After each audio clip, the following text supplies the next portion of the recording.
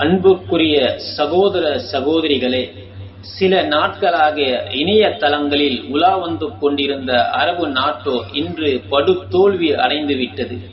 இன்று நாம் பேச வேண்டிய விஷயம் ஆன்மீகம் அல்ல, உலக அரசியலின் முகமூடியை கிழிக்கும் ஒன்று. அது அரபு நாட்டோ எனப்படும் கூட்டமைப்பின் தோல்வி.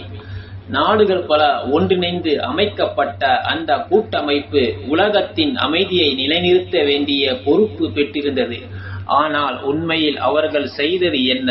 பல நாடுகளின் மீது தாக்குதல், மனித உயிர்களை அழித்தல், பொருளாதாரத்தை சிதைத்தல், இவையே அவர்களின் அடையாளங்களாக மாறிவிட்டன.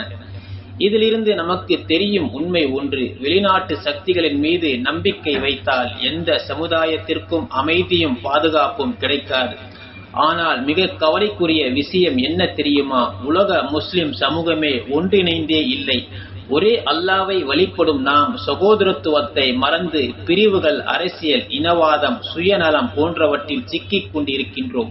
இதை பார்த்தே வெளிநாட்டு வல்லரசுகள் நம்மை எளிதாக சிதைக்கின்றன.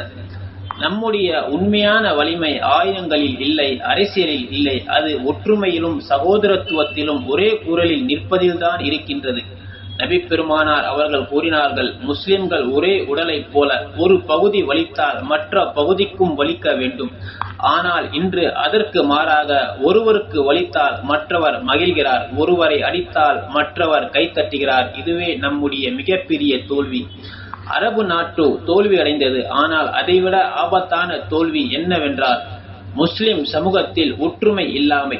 எனவே நாம் செய்ய வேண்டியது பிரிவினைகளை மறக்க வேண்டும், அரசியல் இனவாதத்தை தள்ளி வைக்க வேண்டும், அல்லாவின் புத்தகம் குர்ஆன் மற்றும் நபி பெருமானார் அவர்கள் சொன்ன வழியை பின்பற்ற வேண்டும், சகோதரத்துவத்தை உண்மையில் வாழ வேண்டும். அப்போதுதான் நாம் மீண்டும் வலிமையான சமுதாயமாக உயர முடியும். நீங்கள் ஒரு உண்மையான முஸ்லிமாக இருந்தால், உங்கள் உள்ளத்தில் ஈமான் பரிபூர்வமாக இருந்தால் இந்த சேனலை சப்ஸ்கிரைப் செய்துவிட்டு செல்லுங்கள்.